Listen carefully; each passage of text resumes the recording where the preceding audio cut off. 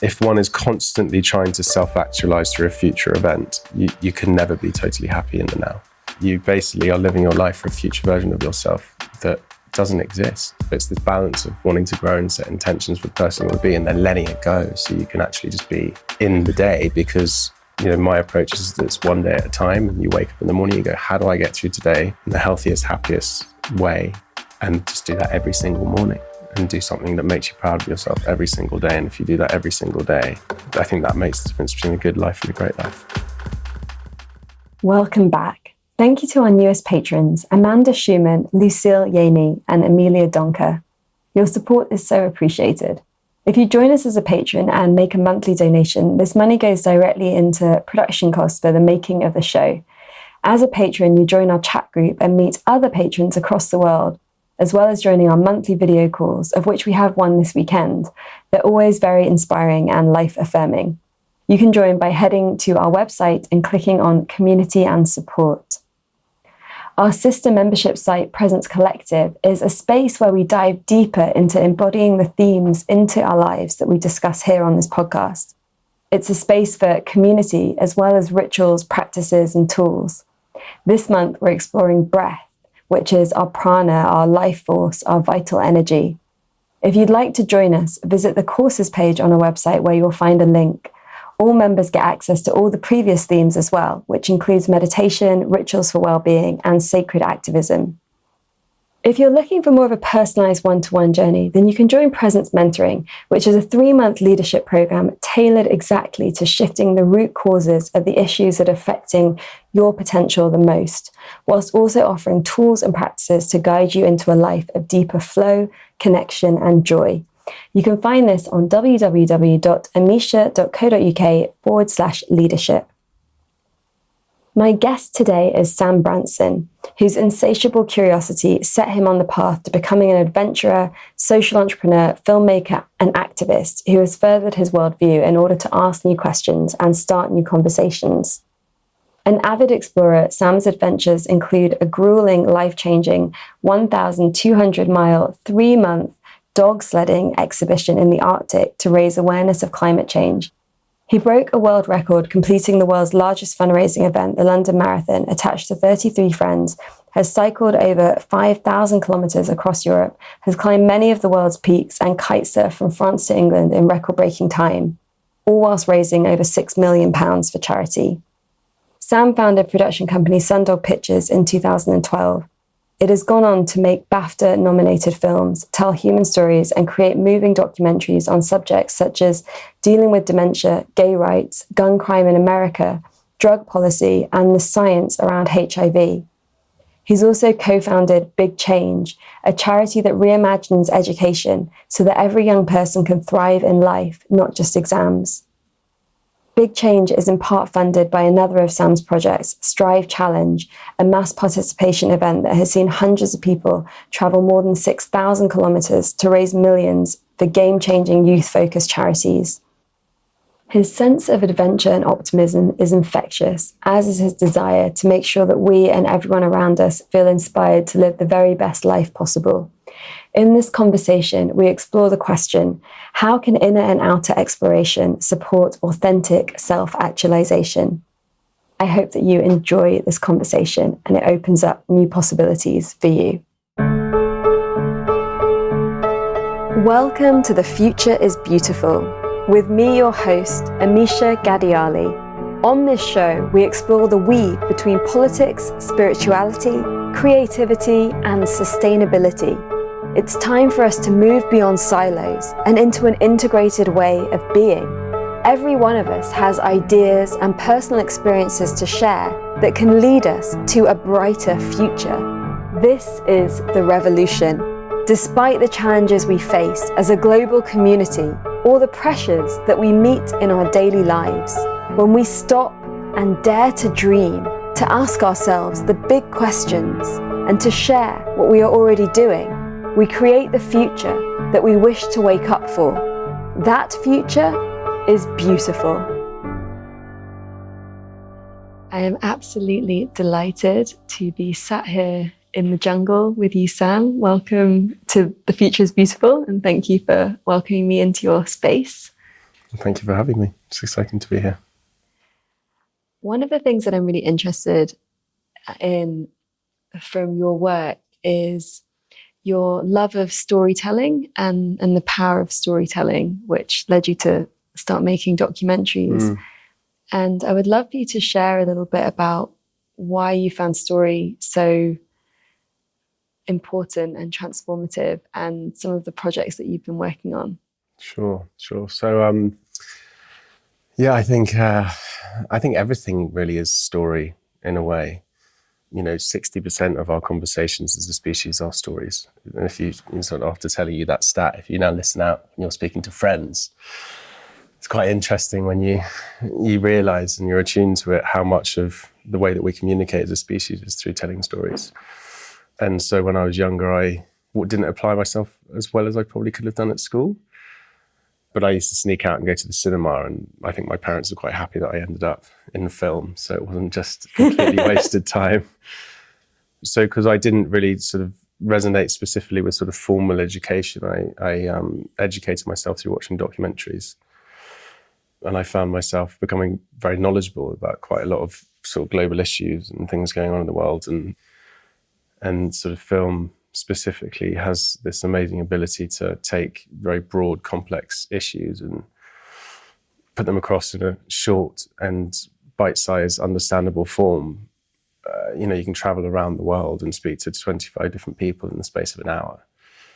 As I sort of grew up and got more and more engaged in world issues, and most notably a sort of 3-month Arctic expedition, and became very passionate about climate change and the world, I wanted to put my passion for film and my passion for having an impact together and create a company that could tell stories that matter.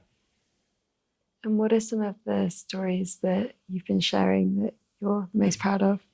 We've covered all sorts of different topics, from AIDS to gay rights to the drugs policy to knife crime to race, refugees. I mean, a whole range of different topics. And I'm proud of all of them, really. The one that rings out for me was a film we made called Breaking the Taboo, which was about the war on drugs. And this is in 2012, before it was a big topic, about drugs policy and trying to talk about sort of the madness of the current policies and throwing people in jail for having issues with drugs, and how completely pointless that is. And you look at countries that have been progressive with their drugs policy and how it's completely transformed the sort of welfare and well-being of the people in their country. And that was my first feature documentary. And there's something romantic as a filmmaker to make a feature doc. And I was certainly learning as I was going, and that was a really rewarding experience. And how involved are you with the process? Do you get to be part of the interviews and the filming and the editing? I did at the beginning, but I think, like anyone who's a creative who's set up a business realizes, when you set up a business, you again end up getting further and further away from the craft that you love, and more running the business. So at first I was definitely on location and sort of getting under the skin of the stories, and then as time progressed, I sort of spent more time sort of in the strategy meetings. But what I've realized is that storytelling for me is the lens at which I look at through things. So I found other sort of outlets for that sort of. So sort of songwriting is my biggest passion, and I've only sort of started to spend time doing that in the last few years properly. And what I love about that is you have an idea, you have a feeling, and you sit down, and my journey is to get myself out of the way and just try and emit whatever it is that is trying to come out. And there's something very empowering about just sitting down with the guitar and writing a story or a song. Whereas with a film, it's like, you have 100 holes that you're trying to put a thread through, and the holes are moving. And if one of them doesn't go through, the whole thing falls down, and you're going to pick it up, and you've got to get commissions, and it's a really I think it's one of the most complex and beautiful art forms when it's done well. But there's something very empowering for me around, Instagram or social, for instance, being able to just grab your phone and say something, or grab your guitar and write something. It's sort of balancing out the sort of more traditional way of storytelling with a way of just sharing your heart. The beautiful time that we live in, which allows us to be creative and share it so easily and not have to make it a big high production. It's quite an extraordinary time that we have that ability right now. No, definitely. And I think people like to criticize the product or the outlet, but I think it's all about the intention. And I think there isn't any sort of good or bad specifically in social or in filmmaking or in anything really. I think it's about how one uses it. The idea that you have something in your pocket today that is completely evolving. And since we've been sitting here having this conversation, because of the people who have developed stuff for this phone sitting here that can do 10 new things. It's evolved since we've just been talking. And that I think is really exciting. You know, the innovation that's happening and the sort of empowerment that, you know, it doesn't matter who you are or where you come from, whatever walk of life you're in, you have the ability to be able to have a voice. And, you know, you see people all the time who in a sort of 10, 15 years ago wouldn't have ever been heard, who now have an opportunity to speak about what they're passionate about. And that really excites me. Yeah, podcasting is the same. You don't have to have got a contract with a mainstream media company that have decided that your message or your brand or your look or your voice is what's needed. It's that empowerment to make something happen and share of your heart and share of your creativity. And if it resonates, it resonates. You know, I think with storytelling, it's about authenticity. People have a very strong bullshit radar. And if you're being authentic, they can tell. And it's so ironic in my life sort of journey, you know, obviously from having a very famous father and a lot of sort of preconceived perceptions, it's interesting to me when I stopped trying to have a sense of identity and I just connected to my own truth space, how what I started saying was so much more resonant to my own authenticity and how that started really resonating with other people. I think all of us have a unique fingerprint for a reason, and it's about trying to find what it is that is unique to us that we have to say about our life experience that shares the sort of collective humanity, the sort of, doesn't matter, you know, where you come from or what your individual experience is, we're all experiencing the same emotions. And underneath the sort of so-called differences, actually, you know, we're all the same, in my belief anyway. Yeah, beautiful. I wonder, when you talk about that kind of journey of finding your authenticity, did you find that the things that you were saying before were that different, or was it more just about like the resonant tone of it?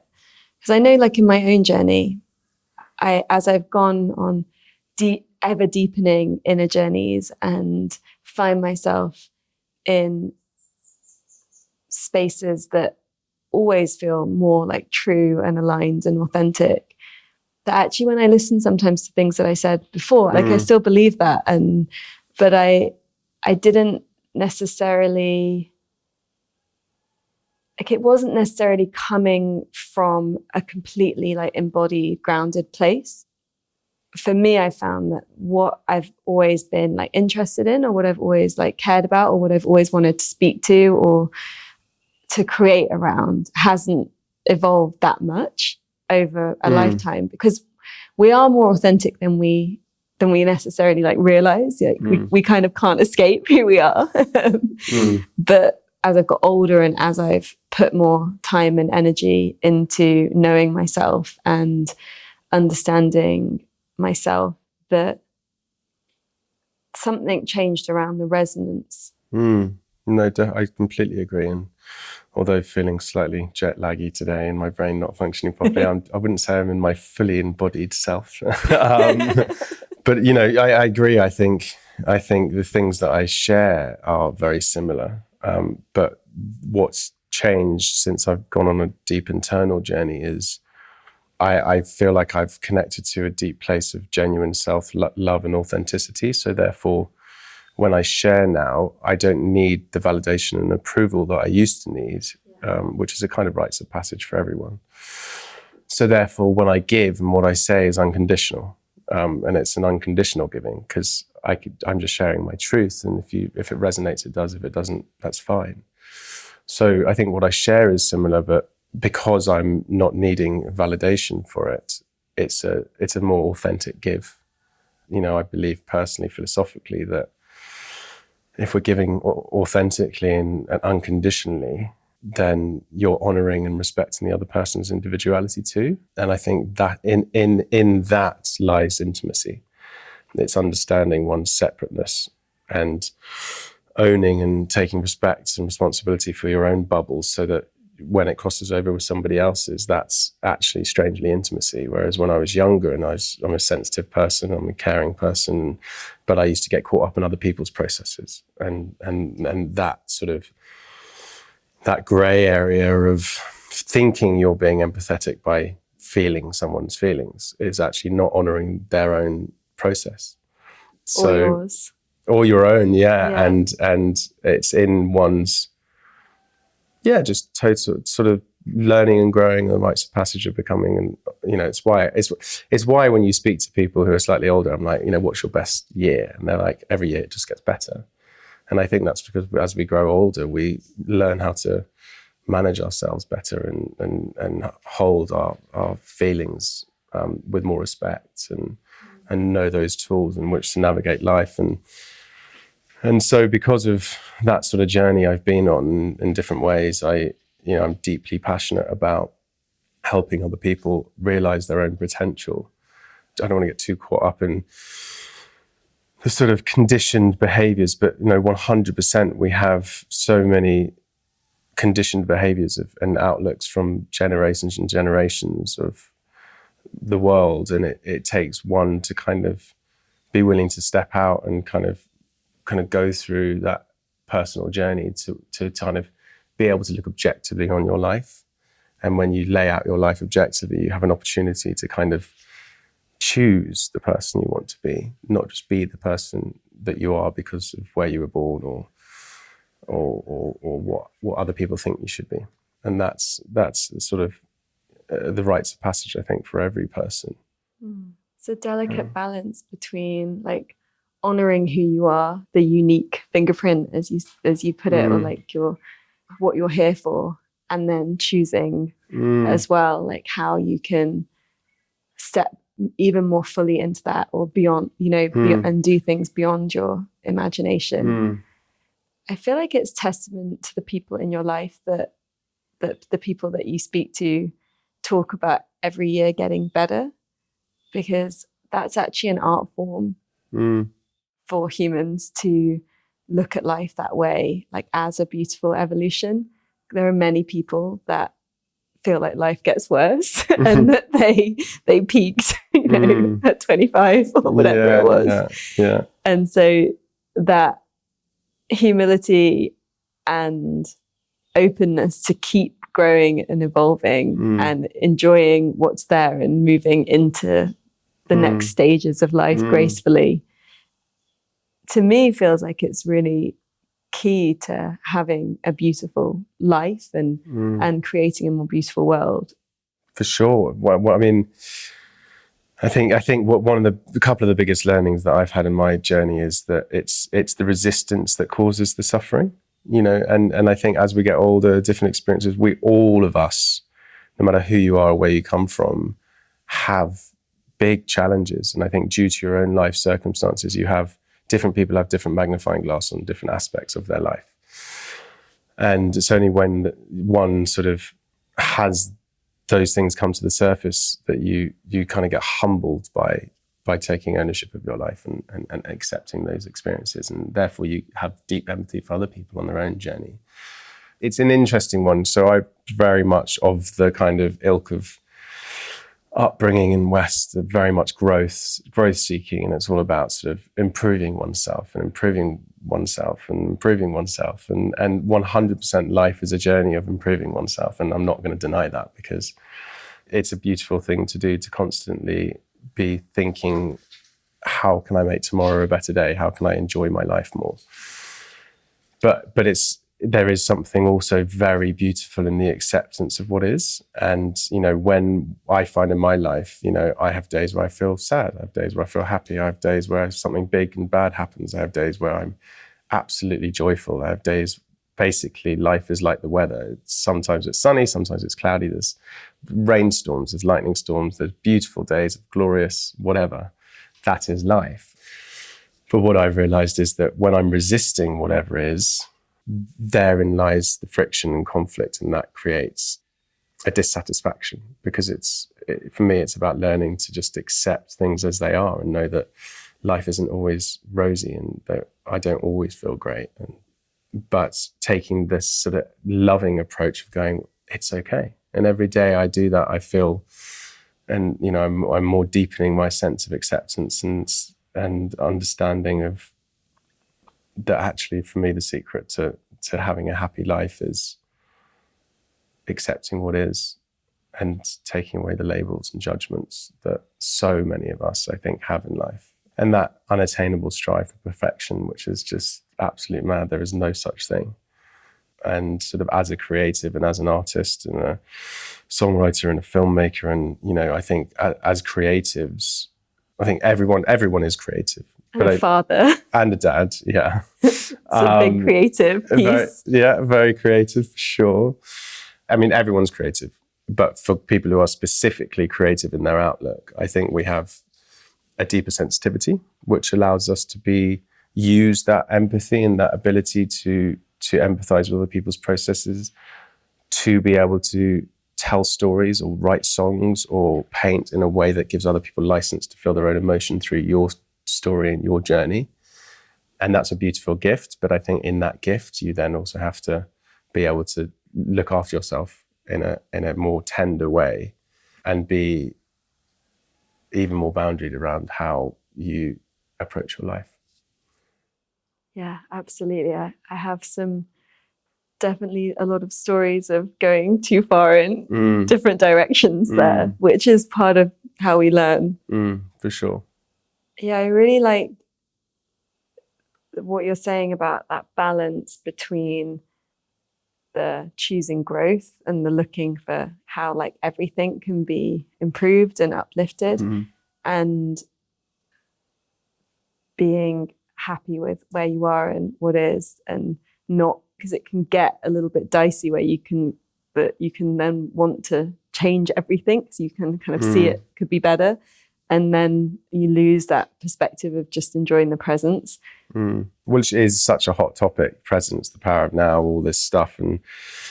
But I think the way to best explain it for me is, it's like, if one is constantly trying to self-actualize through a future event, you can never be totally happy in the now, because you're looking at this vision of yourself in the future and being like, when I get to be that person, when I get this paycheck, when I look like this, when I feel like this, when I do this, then I will be happy. And there's nothing wrong with growing, but it's like setting an intention for how you want to be. Or I'm a big believer in intentions. The amount of intentions that I've had that I didn't have the capacity or wasn't the right time to actualize at that time, that I look back on and I go, oh my God, I'm doing it and I'm living that life. And I set that intention 4 years ago. And I believe they naturally manifest when you set the right intentions. But I think if one is constantly trying to self-actualize through a future event, you basically are living your life for a future version of yourself that doesn't exist.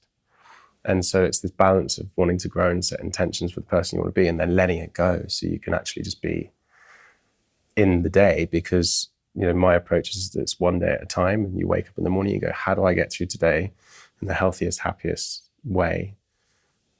And just do that every single morning, and do something that makes you proud of yourself every single day. And if you do that every single day, I think that makes the difference between a good life and a great life.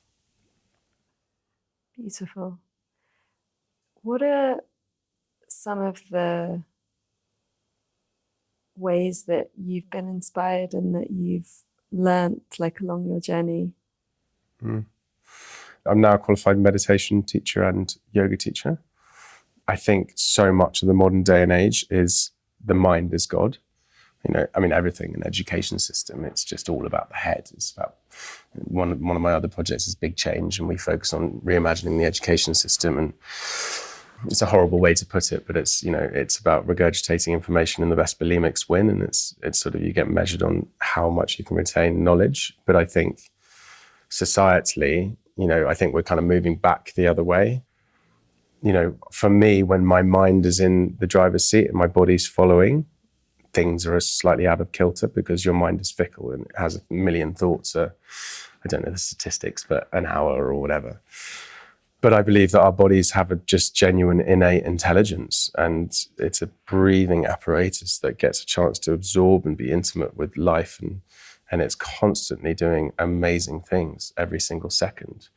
For me, it's been a journey from my head into my heart, and sort of using meditation or yoga as a chance to kind of just participate in the given reality of this moment and just to surrender into my body space, because I don't believe our bodies ever lie. If we're ill, we're ill. If we're tired, we're tired. If we're happy, we're happy. If we're sad, we're sad. Whatever's going on in our body is the truth. And it's our mind. We're inviting our unhappy bellies into this conversation. Yeah. We both have slightly dodgy bellies today, which is absolutely fine.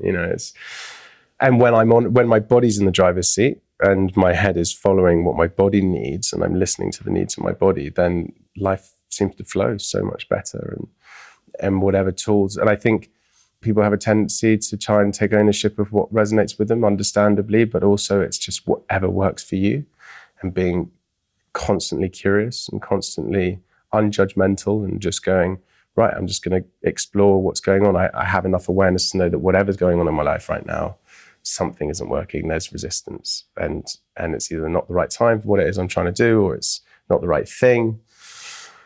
But, whether it's meditation, whether it's yoga, whether it's exercise, whether it's, giving up certain foods or giving up alcohol or giving up whatever it is in your life that is going to enable one to kind of get this beautiful, intelligent thing is evolved from the beginning of time. I always look at it like, okay, yes, 100% I've been born into a completely blessed and lucky position where I have opportunity.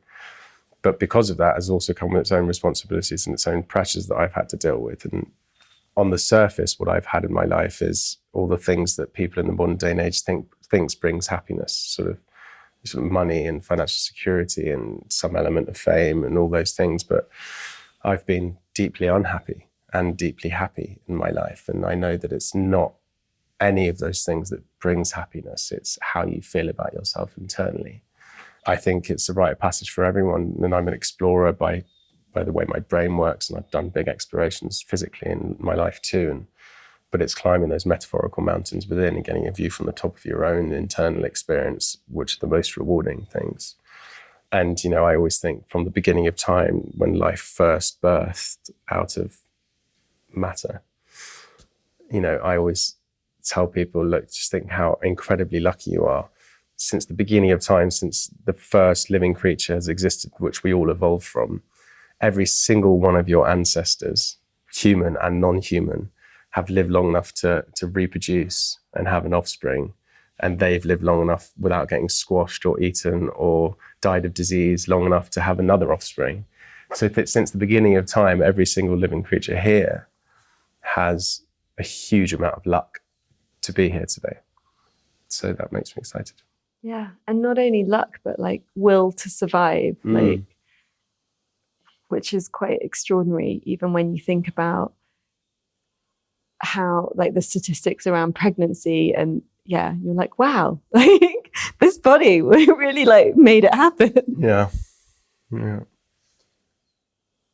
As also a yoga teacher and meditation teacher, I find that it's always 80% women that come to things that I kind of find in these communities. I wondered, as a man, with these really high rates of male suicide that we have, and the blocks that men can sometimes find that stops them from taking this journey and finding the tools and the support that open up possibility and that space for happiness and for self-actualization. Can you speak to that from your own perspective, or that of your friends? Yeah, I think what just rung out in my head was There's an amazing book from an artist called Charlie Mackesy, which is The Boy, the Fox, the Mole and the Horse. And he does these beautiful little illustrations with quotes. And there's this one of the boy and the horse, and it says, what's the bravest thing you've ever said to the horse? And this horse is the archetypical strong figure. And he says, help, to the boy. And I just think that's such a charming, way of describing the deep humility that comes in saying, I don't have all the answers. And I think as men in particular, with all the conditioning and sort of baggage that comes from what it is to be a man and be proud and be strong, asking for help is one of the most powerful, humbling things one can do, and to know that we don't have all the answers. And we are just this relatively young species trying to make the most of this beautiful life that we've got. And yeah, we're incredible in so many ways. If you think about what we've created and what we're evolving to create is phenomenal. But yet we're all still just trying to make sense of our own lives. And I think I'm a big believer in female empowerment and equality, but I also think alongside that needs to come this balance of actual, genuine equality, which is, what is it about young men today that feel an element of sort of a lack of identity and disenfranchisement because their archetypical role as a man is sort of changing. And I think, all my mates are all very, very hands-on dads. That's just the norm. If I spend time with my wife's family and her dad's like, very charmingly, he's a lovely, lovely, loving husband and father. But I think he's like, that's just not the way we did stuff. And so I think for men today, there's all the pressures there used to be around success and achievement, but then there's also, the expectations that you're fully involved in the parenting of your child, which you want to be, of course. And then there's, in trying to create equality, one has to be very, and I do understand that things have to swing one way, but in another way, it's like, what is the roles? Like the divine feminine, divine masculine. For anyone who's listening, that might put you off, but basically, not this crowd, but like, but what are we talking about when you're talking about that? It's like honoring and accepting the polarities of what it is to be a man and what it is to be a woman, and knowing that there is absolute beauty and harmony in those two things. But I think there is this period of time where on the surface level, those roles are becoming the same. Women should, and if they want to, have complete right to be in positions of business authority. Men should, if they want to, have the opportunity to be at home and be a stay-at-home dad. But I think in that one, there might be this underlying thing of losing one's sense of identity. And therefore, this is just hypothetical, might be one of the reasons why I think young men are struggling so much today. But then there's, the bigger thing, which is that I just don't think the modern world is designed to hold the human condition correctly. I had to unplug. I was getting everything on the surface for me was going great. I was winning awards at my production company, doing big adventures. Just life was good. And I stood up to do a speech I've done 20 times before to a bunch of school kids. And 5 minutes in, I just internally just was like, I've got nothing more to say to you. And I walked off the stage. I actually said, I'm sorry, I've got a dodgy tummy. And so I walked off, which I didn't have a dodgy tummy. And I was doing the speech with a friend of mine who's an ex-gang leader from Brixton, an amazing guy called Carl Loco. And I just walked off and I sat down. It's like, what the F was that? That was like first time I've ever sort of not been able to just, I've always been a big believer in the power of the mind. And if you put your mind to anything, you can achieve anything. And I still believe that. But it was like a domino effect. And I just lost my confidence and I started to doubt my own ability. And I was like, what is going on? On the surface, everything was great. And so that was like 3.5, 4 years ago. And since then, I've been on this huge sort of internal journey to go, right, underneath all the labels and all the different aspects of who it is that I am, who am I? And what is it that I want to get out of my life? And, this is such a beautiful gift to be alive and to experience this world. But everything for me is a reflection of how we feel about ourselves. And I believe we manifest the narrative we tell ourselves. And there is a sort of collective global narrative going on in the world right now, which I think is skewed for the negative. And I think it's the drama, the drama of the media. I'm a big believer that media needs to take more responsibility for its actions on the world. And I think you look at the news and you think the world's going into apocalypse. Yeah. And actually there's less poverty than there's ever been. There's less natural disasters than there's ever been. There's less conflict than there's ever been. And actually, I think in day-to-day life, 99% of people I meet are just really lovely, really charming people just trying to get on with their life and live a happy existence, who are doing their best. But I think we fall victim to the drama that sells news, and it's not the effect it has just from reading one negative article. It's the drip feed effect it has when people read this stuff all the time, and it just creates divide.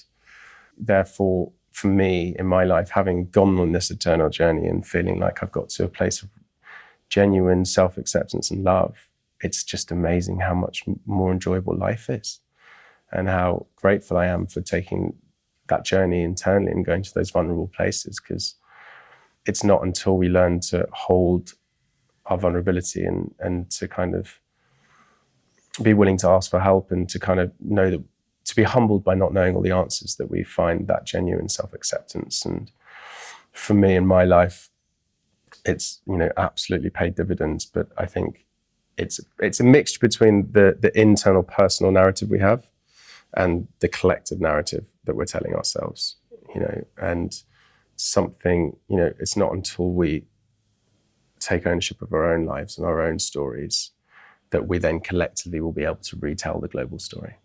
So, yeah. Yeah, beautiful. It's connected to what you're saying about education and the media. There's a very strong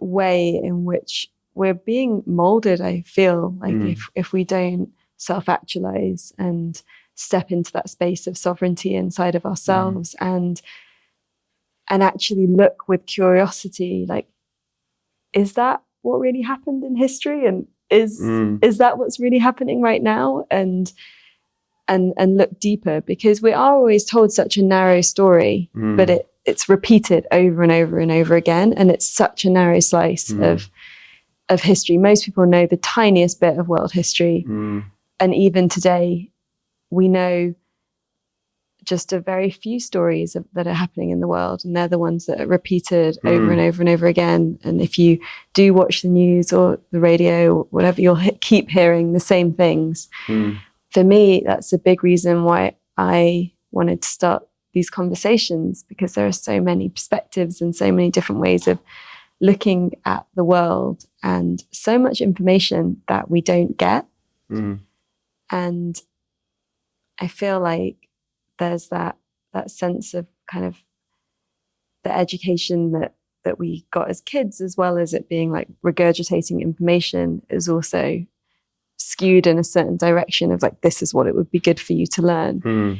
And as dynamic human beings, some of us are better off learning other things. For sure. I think what's really interesting for me is our daughter goes to the Green School, which I think is an amazing school here in Bali.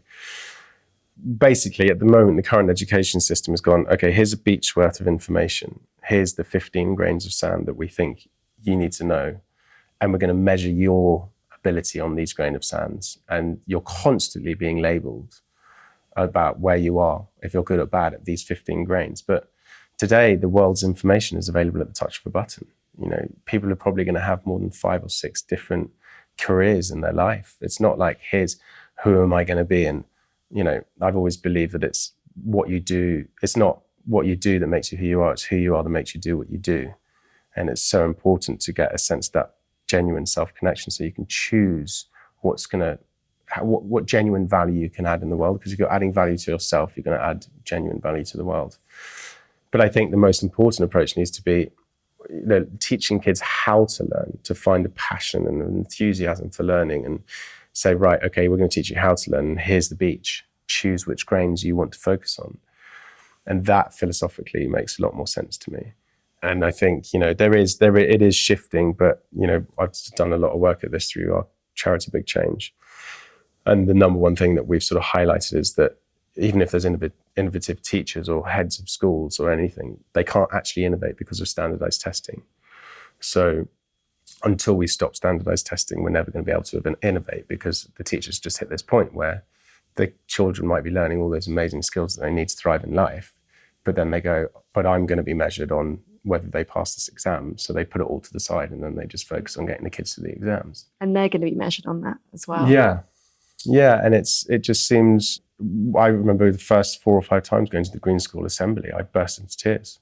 And I'm sensitive, yes, but I'm also a sensible person. And I was just overwhelmed by the joy and celebration in learning, and parents and teachers and kids all in one room singing and dancing and celebrating life and celebrating this opportunity to learn about this absolutely magical, diverse, dynamic world that we live in. And it was just so overwhelming compared to the sort of education system that me and most people I know got brought up in. And, I think it's just the key is that, I think children are born with this genuine natural curiosity and interest in exploring and learning, and they have such unique passions and interests. And it's and creativity. It's about finding the way in which to nurture that and unlock that. So, and the biggest thing for me is finding one's passion, because inspiration is such a forward-moving energy. It's like, I'm sure anyone listening or yourself personally, like when you're inspired, it's amazing how much you get done without even trying.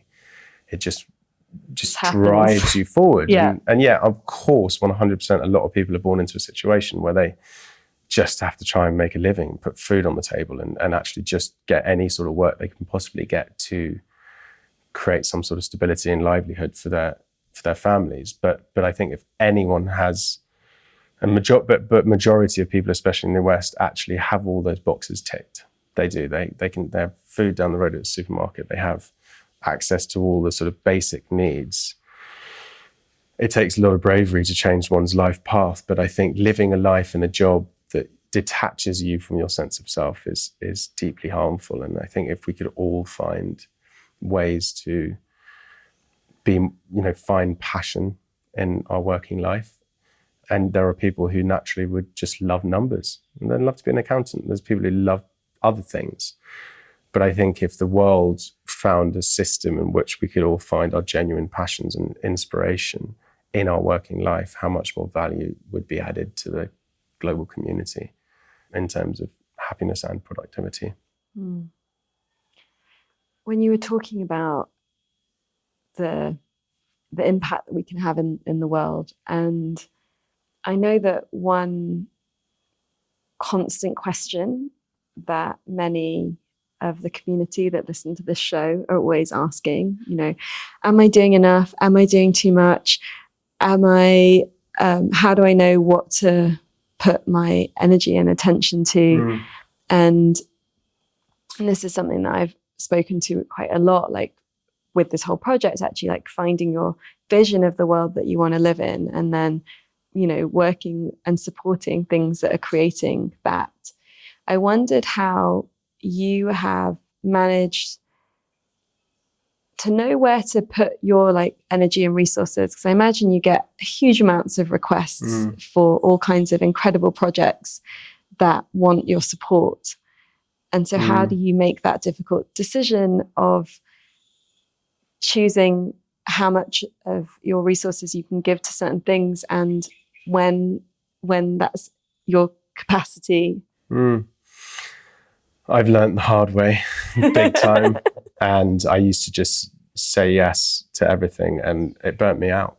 Part of the reason why I walked off the stage that time is because I was being all things to all people without being something to myself. And I think that it comes down to, without getting into the underlying psychology, but because I was so lucky in my life, I felt like the word luck it's like an imbalance, and that I was spending my whole life trying to correct that imbalance. And therefore I was giving and giving and giving and giving without actually looking after myself. And I think I've realized that, and a lot of the philanthropic sector is filled with people who are giving from, I would not call, it's all coming from a genuine place, but trying to satisfy something deeply underneath within you that needs to be resolved. And so my big learning is that you can't give what you don't have. And I really believe that you need to change your own world first before you can change anyone else's. Because if you're giving from a place of trying to have a sense of identity or correct an imbalance, or because you feel like you should, or any of those other sort of motives, it all comes down to the motive. It's a conditional give. And although it's great, and there's lots of wonderful, good things that are happening in the world from those conditional gives, it's not pure. And it's like being a parent, and you're conditionally given to your child. So if you're, I will look after you, but I expect you to say, I love you, mummy or daddy, or, you know, that's not a pure way of giving. I think one needs to find enough peace and self-acceptance with oneself that when you give, you're giving completely unconditionally. And you can't give what you don't have. And you've got to learn, well, I've realized one has to learn to fill up your own tank first, and you share the overflow. Because it's like put on your own air mask first before helping others. And I think if everyone focused on deeply nourishing themselves and really focusing on, you know, it's amazing the amount of people that could quite happily give to other people but wouldn't be able to give to themselves. And so my view is that share the overflow.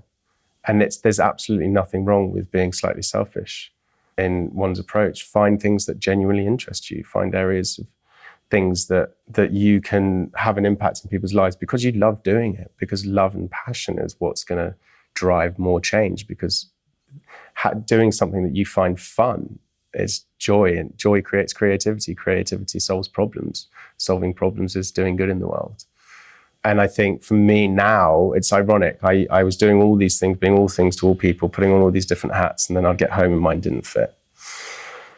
And now, ironically, I thought I was doing too many projects, and now I'm doing all those same projects and probably about 5 more. And with little kids.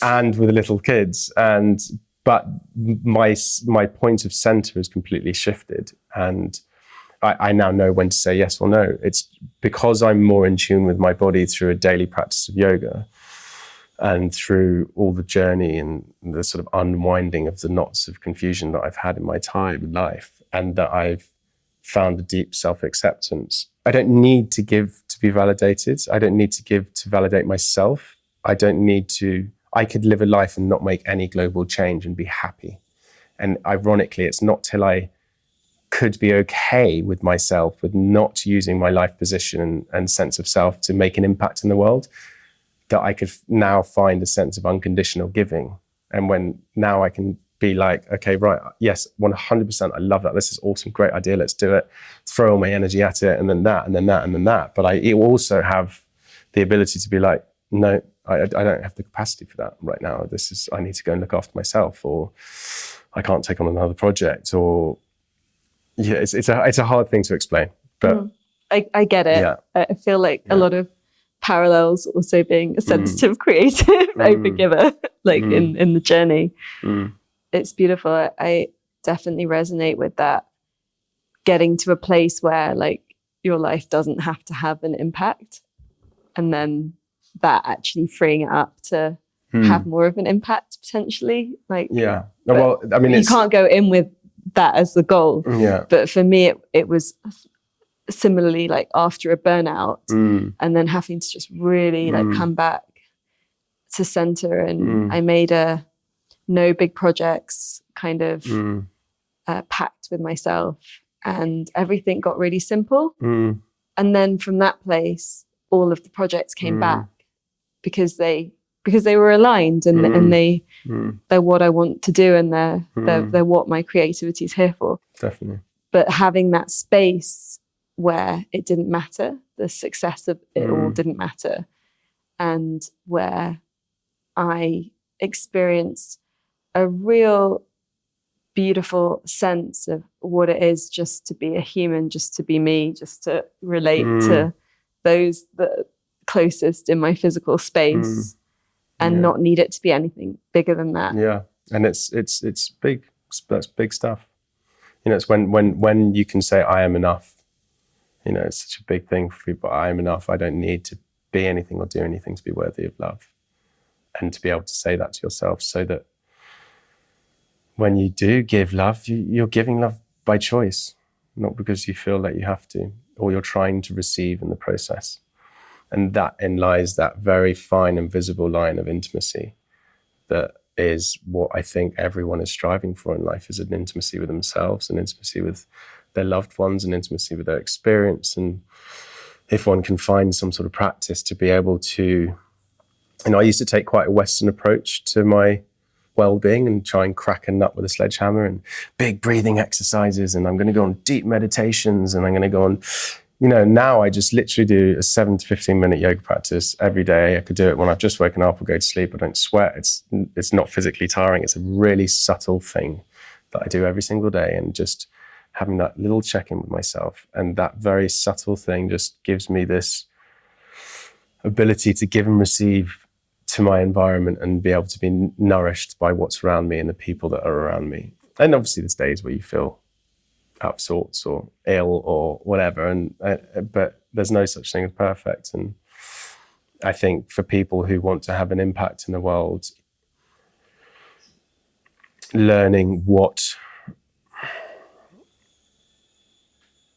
understanding the why do you want to do that?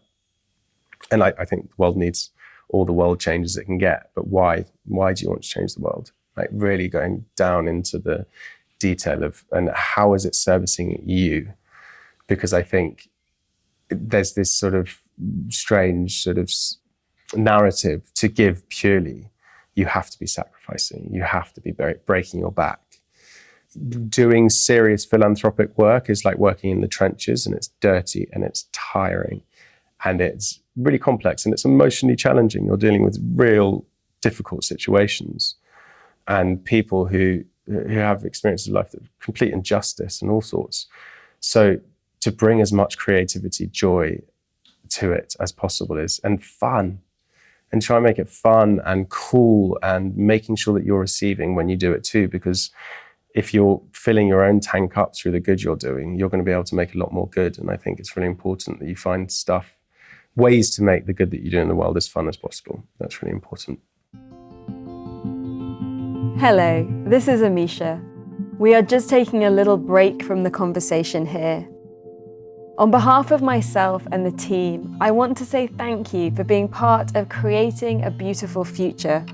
We make this for you, so that we will all have the vision, wisdom, and activism we need at this time to weave a new narrative. Can you help us with this? You can do that by making a monthly donation to the podcast to cover our costs. Just the equivalent of a fair trade banana you might eat or a chai latte you might drink whilst you listen to this will make a huge difference to us.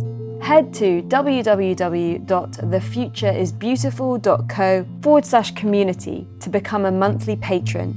And the other thing is to tell your friends about this podcast so they can tune in too.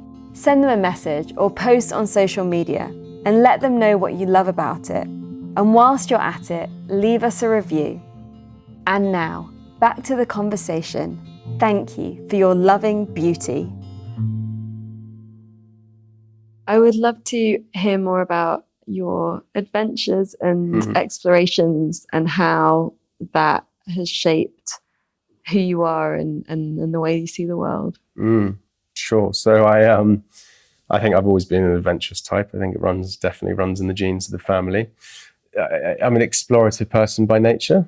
I'm always sort of curious and inquisitive, but there's a few sort of expeditions which I would say, one specifically, that definitely shaped my view of the world and taught me the most about myself, which is when I was 23, I spent 3 months in the Arctic on a 1,400-mile dog sled expedition. And sort of I was invited as the rookie to raise awareness of climate change amongst school kids in the States. And we sucked them in through the excitement of the expedition. And we would do daily dispatches about the changing landscape. And I remember just before I was about to commit to it, being like, I can't do it. I'm not going to do it. And I was going to call the guy up and say, I'm not doing it. And then I was like, do you know what? Just say yes and see what happens. So I went, and I remember getting out there and doing a training ride and not wearing enough clothes and -50. And I was so cold. And when you're really cold, like really, really cold, there's no capacity to do anything but think about getting warm. And I was like, what? And then I saw the tents, and they were the size of like 5-6 feet long and about 4 feet wide, and you're sharing it with another person. I was like, what the hell have I let myself in for? This is going to be so intense. And I remember looking in the mirror and being like, okay, whatever you do, just look at every opportunity as every sort of experience as an opportunity to learn.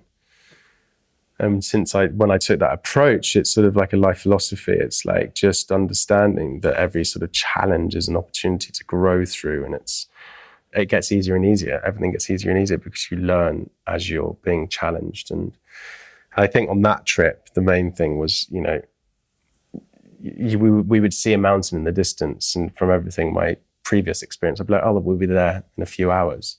4 days later, you hit the bottom of the mountain, and your sense of time completely shifts. It was 24-hour daylight. So just a slither in the sky that was a different color became the biggest change in my day. And so you get so much more attuned to the small details. You break yourself down to the point of just like pure exhaustion and the monotony. And in that space of real challenge, you learn those mental tools of how to try and stay positive when you're being faced with challenge.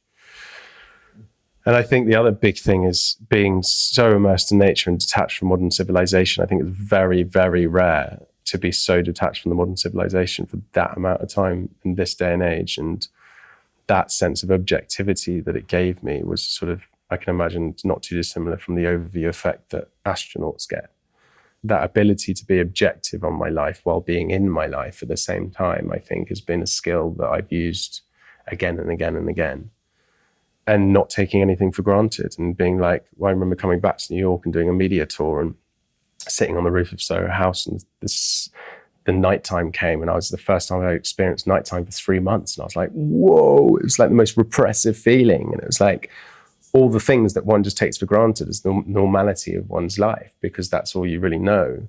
Suddenly you realize there's a completely another perspective in there, and there isn't everything. And, then I was really aware of not using any single-use plastic and just going about our day, how hard it was not to be having a negative impact on the planet.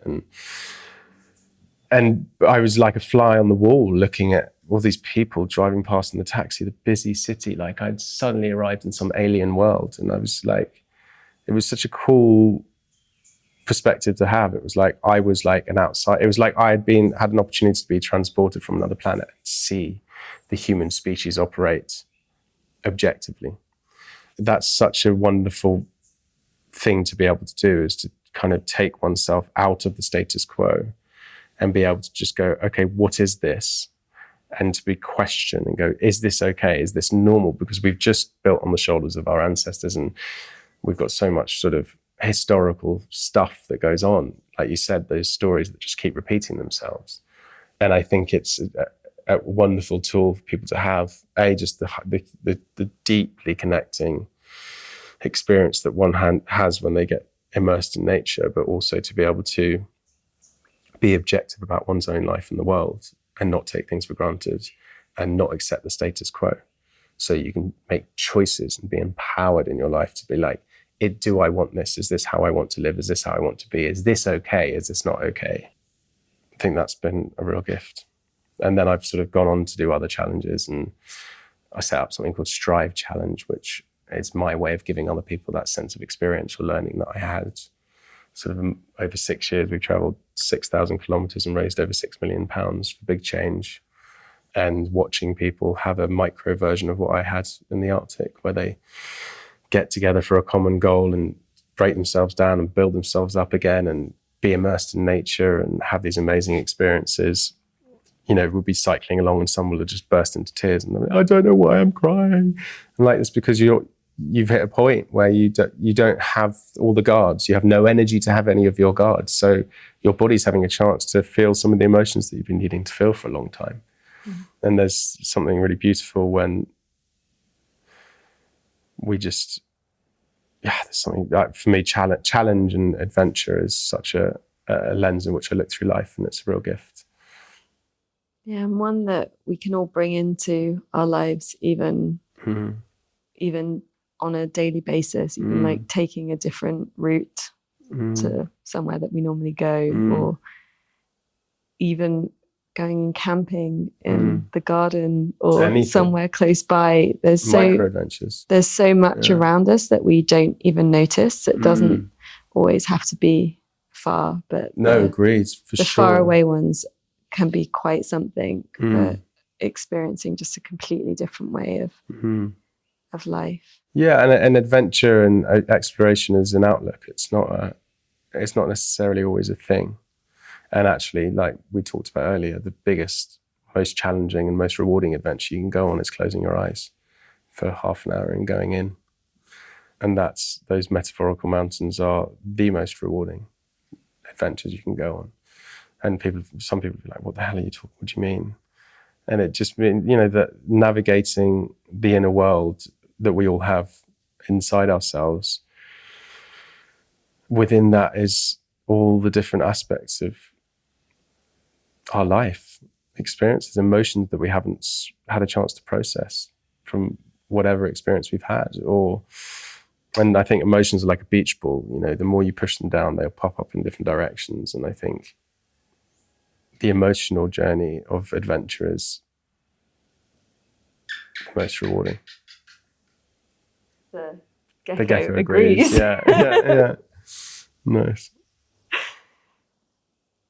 And also when you go into that meditation space, once you get not through because they're always re-emerging or new emotions emerging, but it's also that space where you can tap into something way bigger than you. It is a little bit like going out into space. Yeah, I've had some ridiculously profound experiences meditating, which I won't go into right now, but it can, I think on the very simple level, it will reduce stress, help you sleep better, give you a better sense of awareness.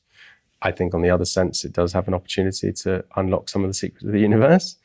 But funnily enough, actually, in my process now, I don't really meditate that often. I just do my physical yoga practice, and meditation sort of happens naturally. I don't sort of isolate it as separate things. But I think meditation is, the way I look at life is it's scientifically proven everything is just a construct of energy. But I believe we're all walking through life with our view of the world, which is our TV box set, the lens that we're looking at things. And I think due to childhood traumas, accidents, emotional challenges, being on your phone, scheduling, being overtired, all these different things, it's like there's static on our screen. Everything that we're looking at in life is a reflection of how we feel about ourselves. And I know that wholeheartedly through my own experience. But it's meditation and yoga and other tools of just, what we digest visually, or, through our, listening, through our tummies, through what we drink, whatever sort of input we're putting into our bodies. We have different amounts of static on the screen. And sort of, for me, meditation, yoga is a tool in which to kind of just reduce that static so we have a better, clearer view of the world.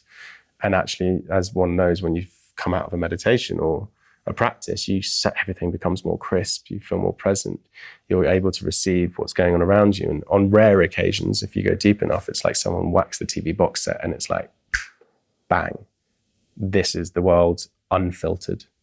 And I think that's a very beautiful thing to experience. But I also think within the meditation journey and the sort of self-exploration journey, people take a Western approach, which I think is wrong. It's a goal-seeking thing. And I think it's not about going anywhere or being anywhere or trying to improve oneself. I think for me, it's about learning to be still in what is going on in that specific moment. So I know a lot of people who meditate, it's like they're thinking lots. And I think it can be a really powerful tool to create awareness of thoughts and realize you're not your thoughts. That's a beautiful gift to have in one's life. But sitting down and closing one's eyes and taking that judgment approach of going, oh, that wasn't a good enough meditate, or I don't know how to do this, or I'm thinking too much, or it can be counterproductive. And sort of finding whatever enables one to be more present is the key. Yeah. I like to think of it as a refuge. It's like a place to go and to be with yourself and to like fill up. Yeah, I'm similar in that I've been making a choice to not be like regimented about it, but actually to live in a meditation. I just had some tests done and I was told that my brain wave is pretty much always alpha. Like, so the accumulation of that has meant that I'm like in a meditative state.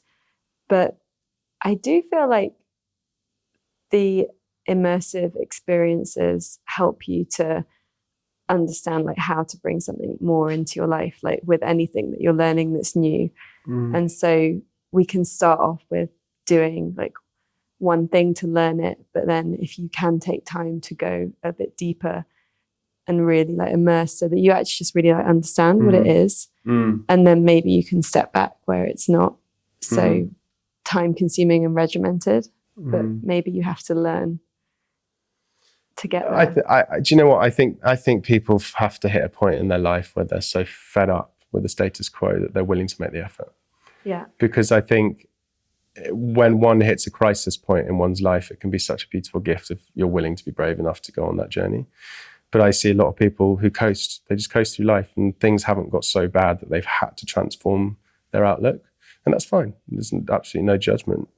And other people hit a crisis point and they become more avoidant of life. And other people hit a crisis point and it inspires them to kind of go on a journey. Taking up these alternative practices and these ways of managing oneself, it takes some commitment. It takes consistency and commitment. And therefore, you know, whenever I hear friends like, I'm just going through a really shit space, or something really bad's happened, or I just really confused, or I'm like, part of me goes, I'm really excited for you. You know, because although it feels crap now, in that crap is a gold nugget of absolute joy that's going to enable you to live your life in a much happier way. But it takes dedication, commitment to untangle oneself from just the status quo of your life and the way that things are. But you know, it is a real gift to sort of sometimes just be faced with an ultimatum. If I continue down this path, I can see I'm going to get stressed. I can see I'm going to actually not be very happy. Or I can actually just go, right, okay, just take one day at a time and have an absolute element of curiosity and just be like, you know, curiosity is the key, I think. Becoming a detective and being like, I'm just really curious and I'm not going to be judgmental. I'm going to just be aware of what's going on. Oh, how does that make me feel? How does this make me feel? How does that make me feel? How does this make me feel? And then slowly, day by day, tuning into what is creating, for me, my whole outlook on life is harmony. It's what is creating more harmony in my own life, in my relationships, in the world. That's the lens in which I look through things, and my job is to be in tune enough to the antennae, which is my body, which is constantly telling me what's right and wrong. You know, that little voice on our shoulder that we've had since we're all little, that internally in tune, that little voice is always telling you what is right or wrong. It's just this, and where that comes from, I don't know. But if you stop listening to that voice long enough, it gets really quiet. It's a kind of journey of re-listening and rekindling the relationship with that voice that's giving you that sense of integrity in yourself. So what you think, what you say, and what you do is in alignment. And when you are in alignment in that sense, you're creating harmony. And when you're creating harmony in your own life, you can create harmony in the world around you, in other people's lives. And the dissonance, you know, because I'm a songwriter and musician, I'm fascinated by the frequency of music. It's like harmony versus dissonance. You know, harmony is different parts moving together to create some sort of congruity and unison. And the world is different, it's dynamic, there's different people, there's different backgrounds, there's different viewpoints, but there is a way to coexist in a sense of harmony.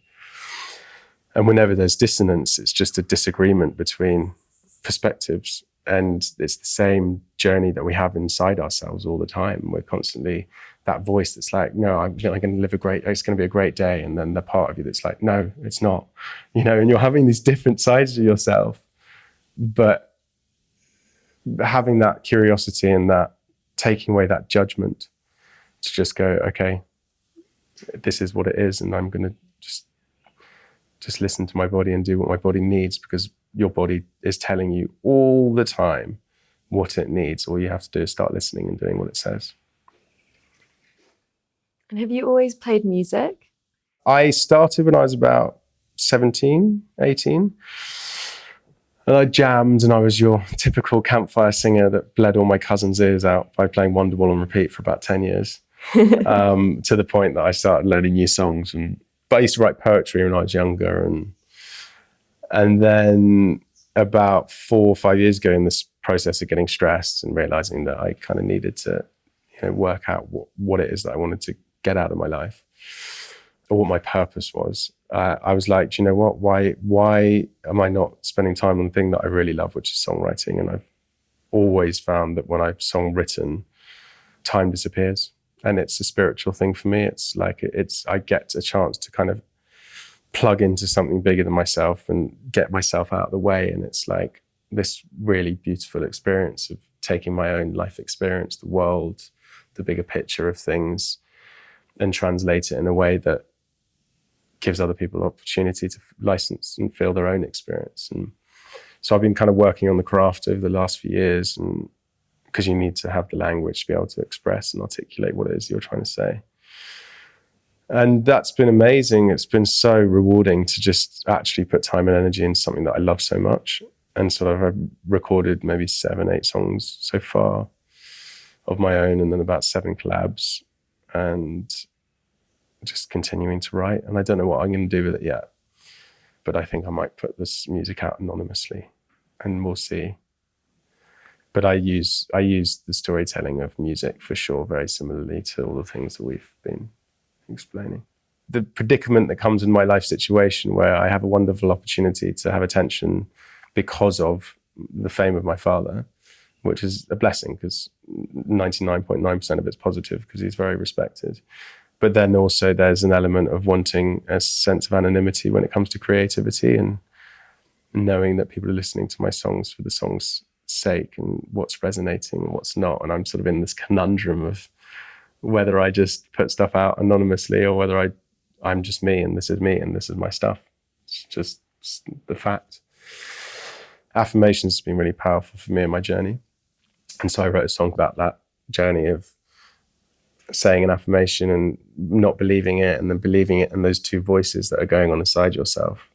And then that we're all sort of living parallel lives, which is one is the sort of person that we are, and the person that we're being, whether it's consciously or not. I think so much, some statistic like 40% of working life is spent trying to be the person that you think people want you to be versus the person you are. And that comes down to the madness of the modern day and age. It's like, what is it that's stopping us from just being our authentic, truthful selves? So anyway, that's that one. And then there's one called Let It Bruise, which is about reminding me to feel my feelings, and to help others, to inspire others to feel their feelings. That, emotions are like a beach ball. It's like a bruise. If you keep pushing it, you keep pressing on a bruise, it's just going to stay, and it's going to keep hurting.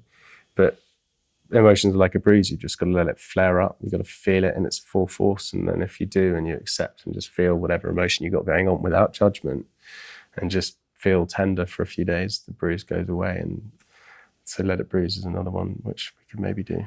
But anyway, let's see. Awesome. Well, I want to hear them. So okay. I'll play them to you. I'm sorry, guys, but I'll play it to you after this. Me. Yeah, sure. One last thing I'm curious about. Mm-hmm. Are you excited to go to space? Will you go? Of course I am, for sure. I think I've decided most likely I'm not going to go on the first flight, which I was going to be for different reasons. I think it would be completely safe, but I also, having spent some of my childhood with a parent that was going off on big adventures that I wasn't sure he was going to come back from, I don't think I want to put my children through that. I think they're too young to really understand, but I don't know if I'd enjoy it enough.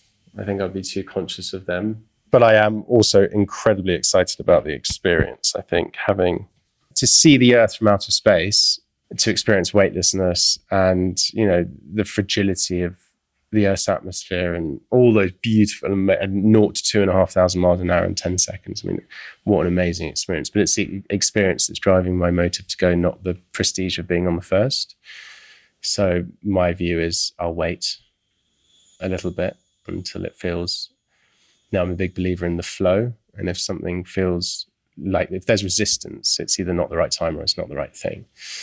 And when I think about it, there's resistance. So I'll wait until I'm deeply excited to go, and then I'll go. Brilliant. Thank you. Sure. Sam, it's been just lovely to chat, a real breath of fresh air, and really enjoyed hearing your perspectives. Thank you. Cool. Thanks for giving me a vehicle in which to share my heart. Thank you. And what's the best way for people to get connected or find out more? Is it like through your Instagram? So yeah, my Instagram is @BransonSam. Twitter is Sam Branson. I think I'm on Facebook. And then your production company? Oh, production company is called Sundog Pictures, SUNDOG, which is actually, I don't know if you know what a sundog is. It's sort of perfectly circular rainbows that form around the sun. I saw one in the Arctic and it looks like a camera lens, but the idea is that if you see one, you become enlightened. So we make enlightening programs. So that's what happened. That's the basis, yeah. Yeah, and other than that, yeah. But my main outlet for my voice is Instagram. Brilliant. Thank you. Cool. Thanks a lot.